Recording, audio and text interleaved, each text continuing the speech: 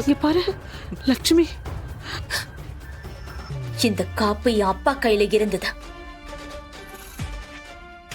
இத நான் உன் வீட்ல இருந்து எடுத்தேன். அன்னைக்கு எங்க அப்பா ஹாஸ்பிட்டல்ல இருக்காருன்னு சொன்னேன். அங்க போய் பார்த்தா அவரை பத்தி யாருக்குமே தெரியல. என்ன கேமாடுறியா? எங்க அப்பாவை உயிரோட வச்சிருக்கியா இல்ல கொன்னுட்டியா? ஏய், என்ன பேசுற? மேடம், இதுக்கு மேல இவ இந்த வீட்டுல இருக்க கூடாதா?